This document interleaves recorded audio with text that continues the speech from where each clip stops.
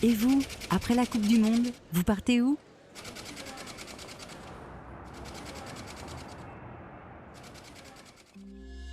XL Airways, l'avion plus malin.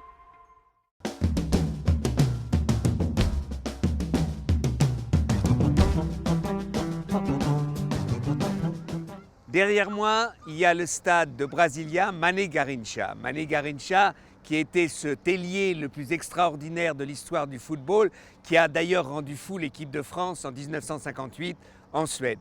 Mais la FIFA, tellement intelligente, a interdit au Brésil d'appeler ce stade Mané Garrincha pendant la Coupe du Monde. Il s'appelle le Stade National. Pourquoi? Je n'en sais rien, mais que la FIFA est bête, on le sait depuis longtemps.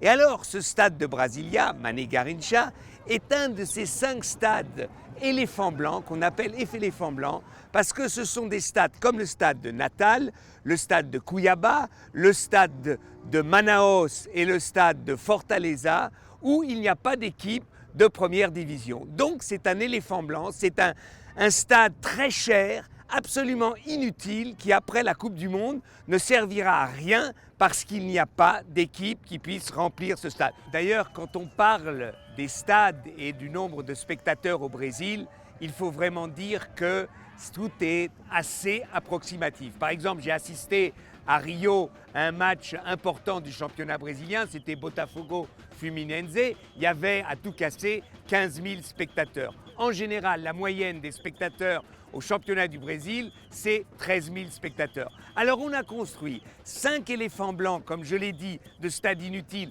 parce qu'il n'y a pas d'équipe de première division. Et dans les villes où il y avait des stades qu'il ne suffisait de rénover, on a, comme à Sao Paulo, construit un stade à 40 km du centre de la ville, tout neuf, tout beau, mais alors qu'il y avait un beau stade qu'il aurait fallu mettre en forme pour la Coupe du Monde, et évidemment, ça aurait été moins cher. C'est une des critiques principales que font les Brésiliens, qui est fait par la société brésilienne à l'organisation de la Coupe du Monde.